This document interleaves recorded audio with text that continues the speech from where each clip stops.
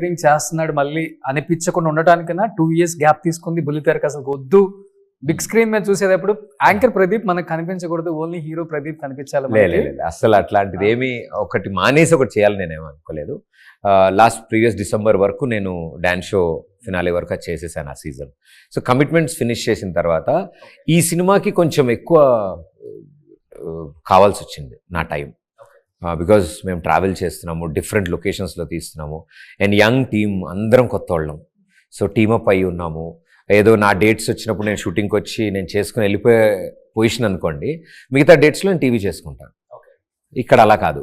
అంటే 5 days shoot చేస్తున్నామంటే దానికి 10 days ముందు ప్రిపరేషన్, లుక్ అండ్ ఫీల్ ఏం చేద్దాము, ఏ లొకేషన్లో తీస్తున్నాము, అక్కడ తీయగలమా లేదా, కండిషన్స్ ఏంటి, పర్మిషన్స్ ఏంటి, డేట్స్ ఏంటి, ఇవన్నీ వి ఆల్ వర్క్ టుగెదర్ అందరం.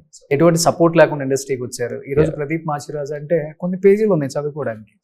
సో ఒక ఏజ్ గ్రూప్ వాళ్ళంతా ప్రదీప్ కి మంచి ఫ్యాన్స్, అమ్మాయిలు కావచ్చు, అబ్బాయిలు కావచ్చు, ఆంటీలు కావచ్చు, అమ్మమ్మలు కూడా.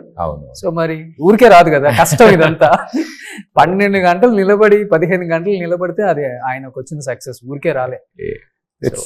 అంటే ఈ లైన్ ఆఫ్ వర్క్ లో మన ప్రోడక్ట్ ఇంతే కనిపిస్తుంది. మనం చేసేది ఏ వర్క్ అయినా ఎడిట్ అయిపోయిన తర్వాత ఆ ఫుటేజ్ ఫైనల్ కట్ ఇంతే ఉంటుంది. బట్ దాని వెనకాల ఇంత వర్క్ లోడ్ ఉంటుంది, ఇంతమంది పీపుల్ వర్క్ ఉంటుంది. సో యా, నాకు ఎవరైనా ఈ జాబ్ ఈజీ అన్నప్పుడు నాకు చాలా బాధ అనిపిస్తుంది. It's not easy. ఇట్స్ మీదేముంది, ఏదో మాట్లాడేస్తారు, 4 డబ్బులు వచ్చేస్తాయి అంటారు. అలా రావు.